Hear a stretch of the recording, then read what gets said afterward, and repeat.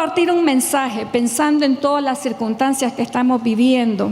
Hay una pregunta que le animo a usted, es una pregunta que yo me hice esta semana y que le animo a usted también en medio de esas circunstancias a valorar.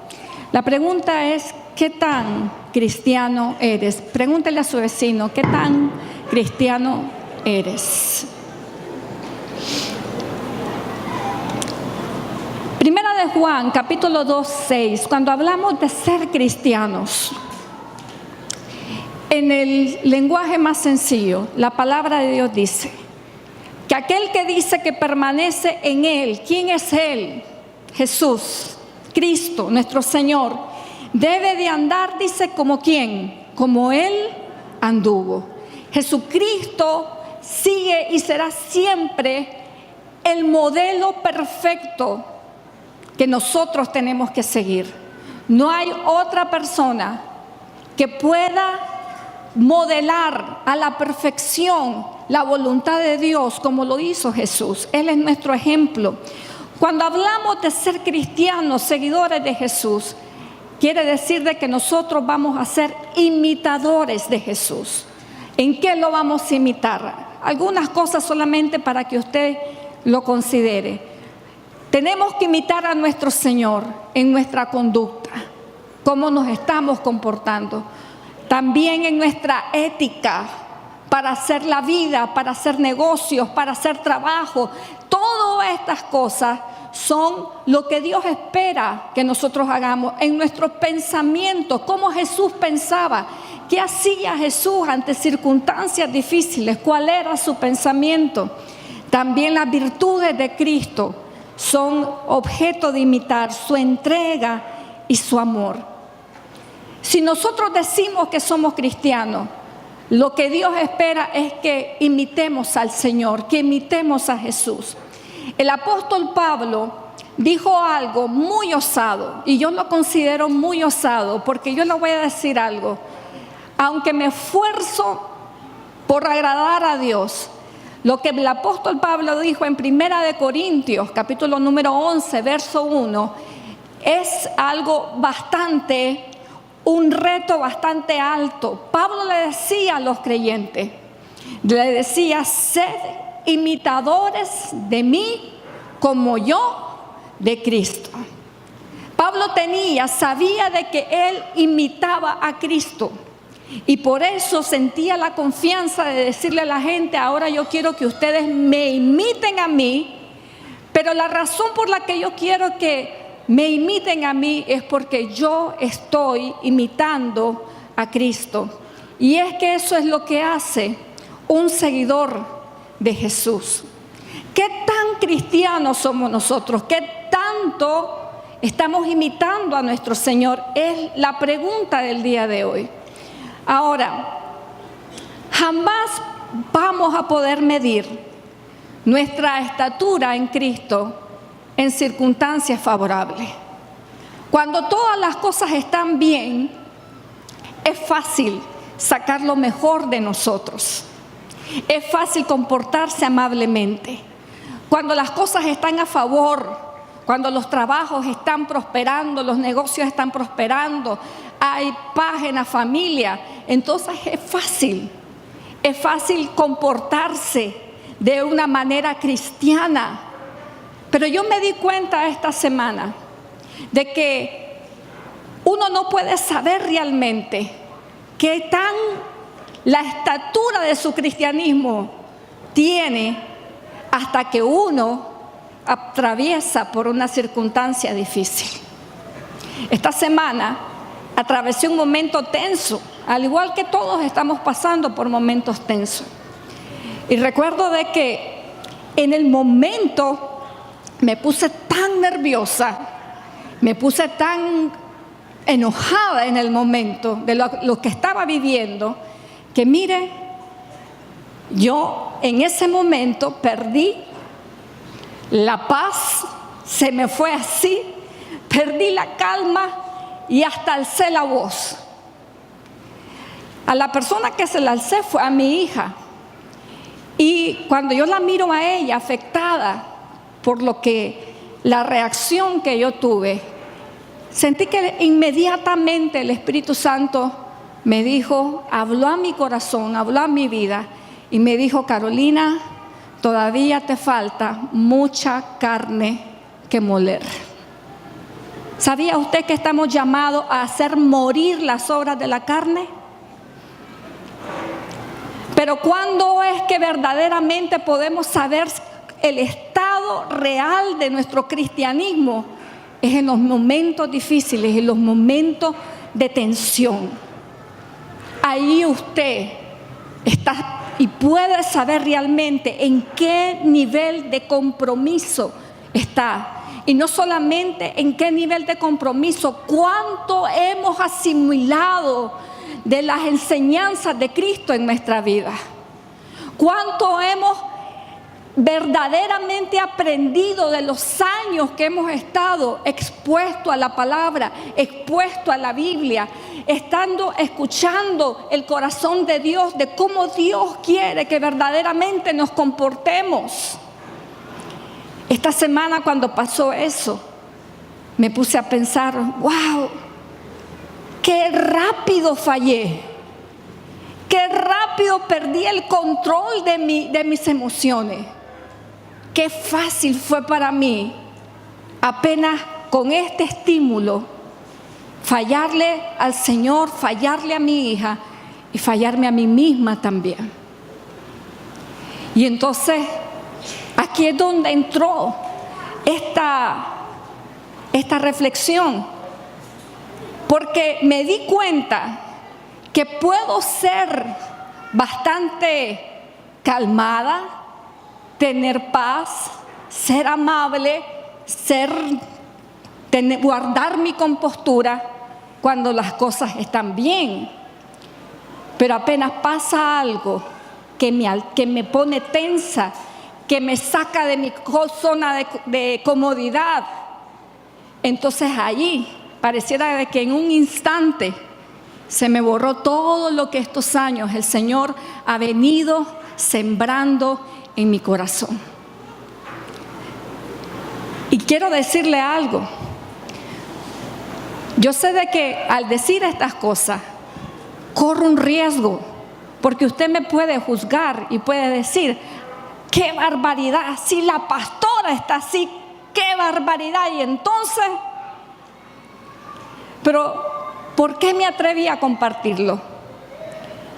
Porque yo sé que todos nosotros, cuando estamos enfrentando momentos de tensión, no sacamos lo mejor de nosotros, sacamos lo peor que hay en nosotros.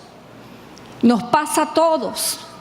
Y yo no voy a venir aquí, una de las cosas que me he propuesto es que usted me conozca en mí, tal y como soy, genuinamente. No le quiero vender una apariencia de perfección, porque vender una apariencia de perfección es contradecir la palabra de Dios.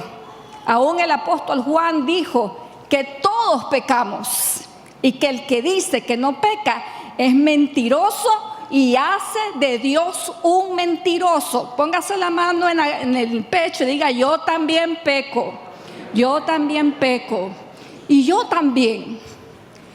Y en ese momento recordé, me sentía tan mal, déjeme decirle. Y yo dije: Señor, ¿dónde ha estado todo lo que he aprendido de ti? Pero tenemos esperanza.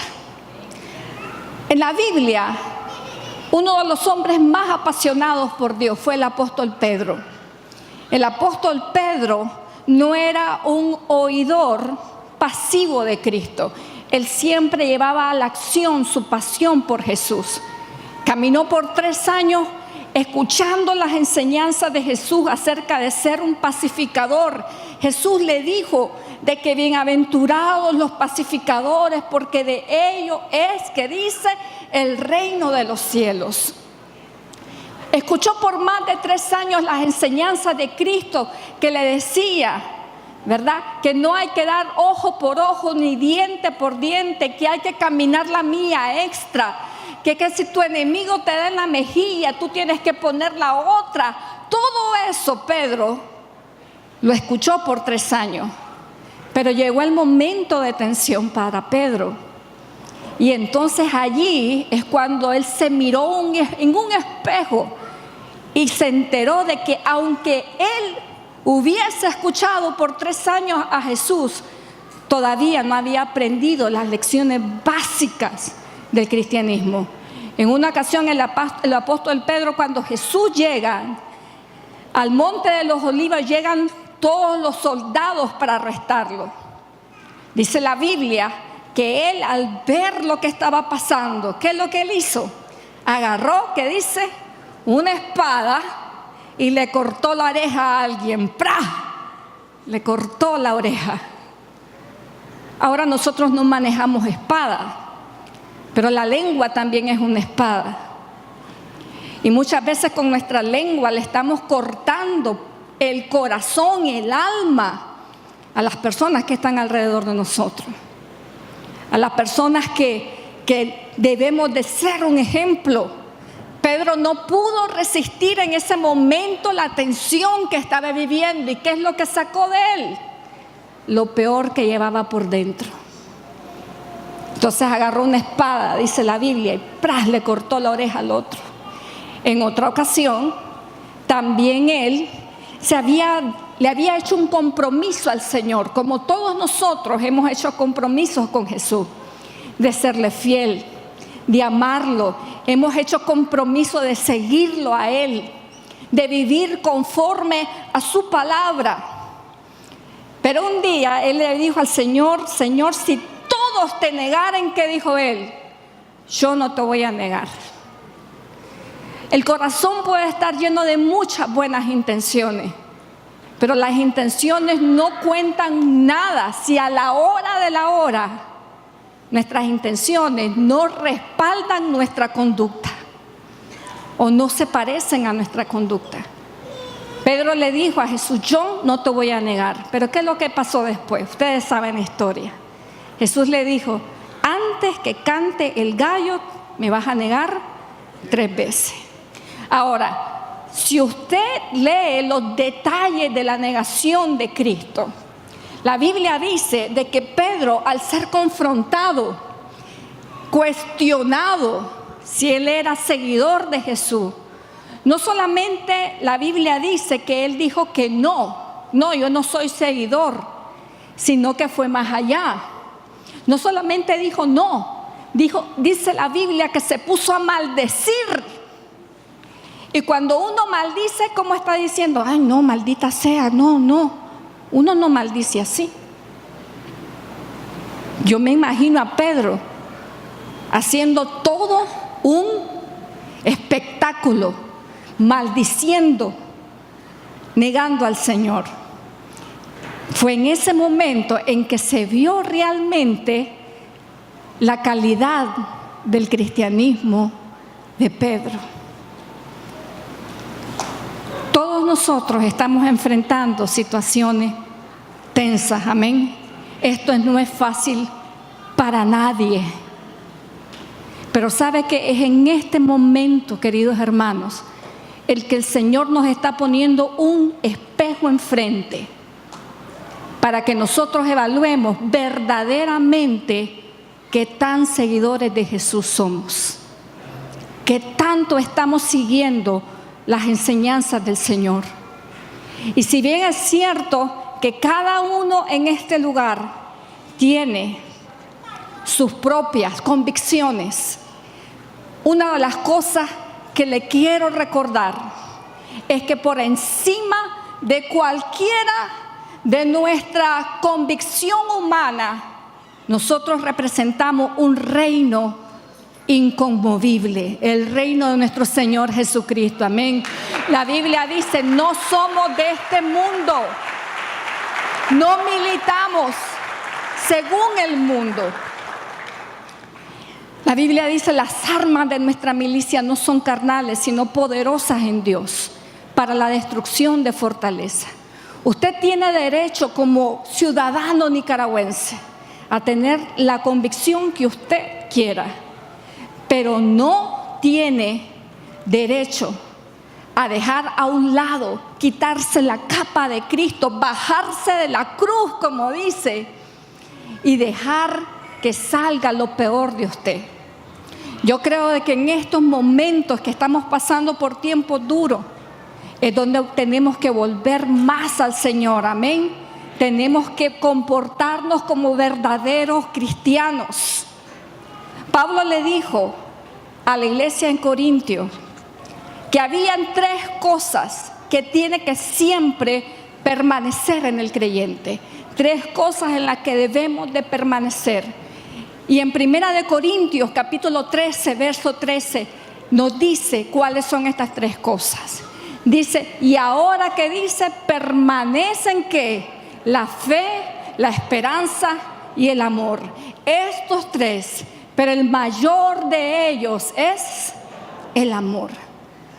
Yo me he dado cuenta a través de circunstancias adversas de mi vida que estas son las 3 cosas que más rápido pierdo cuando estoy pasando malos momentos. La fe, no la retengo. Comienzo a cuestionar a Dios. Señor, ¿dónde estás? Ajá, y no eres el Dios que salva, y no eres el Dios que escucha oración. ¿Dónde está Dios? La fe se nos va. No tenemos fe que Dios hará lo que Él ha dicho que haría. No tenemos fe que nuestra oración está verdaderamente haciendo un cambio en las cosas. Oramos, pero realmente no creemos que nuestra oración puede mucho, como dice la Biblia. La oración eficaz del justo, que dice, ¿puede cuánto? Puede mucho. Pero la fe se nos va. Es lo primero que cuestionamos. ¿Dónde está Dios? También se nos va la esperanza. Una de las cosas que comenzamos a ver es un futuro negro, oscuro, fatal, fatalista. Lo peor viene y la esperanza totalmente la perdemos. Perdemos esa confianza, esa esperanza que Dios tiene el control y que Él hace que todas las cosas nos ayuden para bien. Esperanza. Pero ¿sabe qué me di cuenta esta semana? Que no solamente se pierde la fe y la esperanza, también se pierde el amor por el prójimo. Perdemos el amor. En esta semana, cuando pasé por este momento y me sentí alterada, le alcé la voz duro a mi hija y la miré que se puso a llorar. Y le dije, hija, perdóname, no supe controlarme. Y quiero decirle, hermanos, que independientemente de cómo nos sintamos, no debemos de perder el amor por nuestro prójimo. No podemos. Hay familias divididas en Nicaragua. Se están peleando entre ellos mismos porque unos están a favor de una cosa, otro a favor de otra cosa, y perdemos los estribos y comenzamos a gritarnos, comenzamos a decirnos cosas y hemos perdido el amor. Hermanos, independientemente de lo que vivamos en esta temporada que nos ha tocado vivir a todos, conserve el amor en su corazón. ¿Qué significa eso? ¿Qué significa que usted va a conservar el amor? Eso significa de que usted va a andar bendiciendo y no maldiciendo. Eso significa que usted, en vez de ofender, va a traer palabras de ánimo a las personas. Eso es lo que hace un verdadero seguidor de Jesucristo. Un seguidor de Jesucristo no maldice. Dice la Biblia, bendigan y no maldigan. Bendecid y no maldecid. Eso significa que no vamos a andar con actitudes arrogantes, actitudes de contención, actitudes de guerra, un espíritu totalmente inclinado a la ira. Dice la Biblia que estas tres cosas permanezcan en ustedes: la fe, la esperanza, y que también permanezca el amor, dice las Escrituras. Y todavía dice, pero el mayor de ellos, o sea, donde más nos vamos a concentrar en este tiempo, ¿es en cuál? En el amor. En el amor. Y mire, tenemos un reto como iglesia de Dios. Dígale a su vecino: yo soy parte de la iglesia de Cristo. Y si no tiene vecino cerca, póngase la mano. Porque como iglesia de Cristo todavía tenemos un reto que no tienen las personas que no conocen del Evangelio. La Biblia dice, mire, es fácil amar a los que están de acuerdo con nosotros, ¿sí o no? Cuando encontramos a alguien que está de acuerdo en todo lo que nosotros pensamos, nos cae tan bien. Hasta lo invitamos a la casa, hacemos cena, compartimos una gaseosa, no sé, nos cae tan bien. Pero si encontramos a alguien que no está de acuerdo con nosotros, ahí sí que no. Pero ¿qué dice la Biblia? Mateo 5, 43 al 45. Miren lo que dice la palabra del Señor. Ustedes han oído que se dijo: ama a tu prójimo y odia a tu enemigo. Pero yo les digo, dice Jesús, amen, ¿qué dice? A sus enemigos. ¿Y qué van a hacer? Y oren por quienes lo persiguen, para que sean hijos de su Padre que está en los cielos. No lo digo yo. Si esto fuera un pensamiento mío, yo estaría temblando aquí, pensando que al final del servicio alguien me puede decir: pastora, usted tiene bando. No tengo bando, mi bando es Jesucristo. Oro por todos, porque todos somos hijos de Dios, amén. Pero ¿qué dice la Biblia? Amen a sus enemigos. Y lo puedo decir con confianza, sabiendo que esto es la voluntad de Dios para nuestra vida. Amen a sus enemigos y oren por quienes, dice, los persiguen. ¿Para qué? Para que sean hijos de su Padre que está en los cielos. ¿Y cuántos son hijos de nuestro Padre Celestial? Amén. Somos hijos del Padre Celestial. Hijos del Padre Celestial. Una de las cosas que, después que pasó esto, que les estoy comentando en la semana, me puse a pensar en qué momento perdí mi paz, en qué momento perdí mi compostura. Y otra vez el Espíritu Santo hablando, porque usted sabe que el Espíritu Santo le habla a uno, es una voz interna que le recuerda la voluntad de Dios. Esa voz que usted oye dentro, esa es la voz interna del Espíritu Santo, recordándole los principios de Dios. Y sentí que el Espíritu Santo me dijo esta semana: ¿de qué se está llenando? ¿De qué se está llenando? En una ocasión vi una escena en uno de mis trabajos bien interesante. El Señor me dijo esta semana: cambia el combustible porque se está llenando del combustible incorrecto. Recuerdo hace unos años, tal vez en el 96, trabajaba para una empresa de perforaciones mineras. Y recuerdo de que uno de los conductores de la empresa se le asignó una camioneta. Y cuando él va a ponerle combustible a la camioneta, en vez de ponerle diésel, le puso gasolina y el motor se quemó. Fue despido inmediato, porque era una camioneta esa de trabajo, y fue un despido inmediato. Dijo: qué interesante, los motores no funcionan con el combustible incorrecto. ¿De qué nos estamos llenando en este tiempo, en esta temporada? Mire, Pablo nos recuerda siempre en Efesios 5, 16, 18 y 19, y con esto voy a terminar. Dice Pablo: no os embriaguéis con vino, en el cual hay desilusión. Ahora quítele la palabra vino y póngale cualquier otra palabra que a usted se le ocurra, que lo está llenando espiritualmente en este momento. Dice la Biblia: no os embriaguéis con vino, no se llenen de las cosas que le causan desilusión.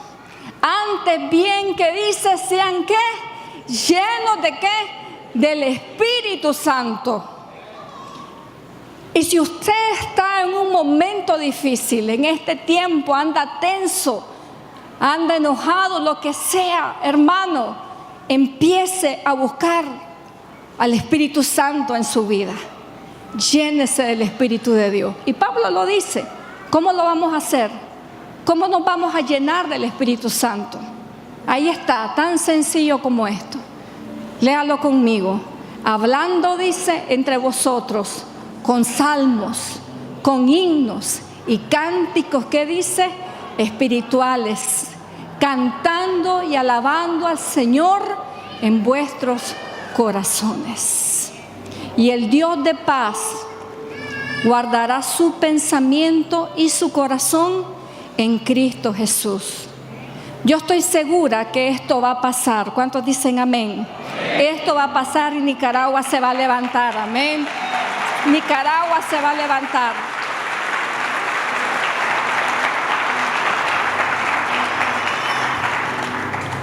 Una de las cosas, hermanos, que yo protejo más en mi vida son mis memorias. En una ocasión leí en un lugar que decía: recordar es volver a vivir. Y yo siempre estoy pensando, cuando voy a hacer algo, esto lo voy a recordar en el futuro. Y si no hago bien las cosas, esto en el futuro, la memoria de esto que hice mal ahora, me va a perseguir. Y me va a llenar todavía mi vida de culpabilidad y vergüenza. Protejo mi banco de memoria. ¿Y cómo lo hago? Estando más que clara de que mi presente lo tengo que vivir bien. Este es el presente que nos tocó vivir a todos. Amén. Pero va a pasar.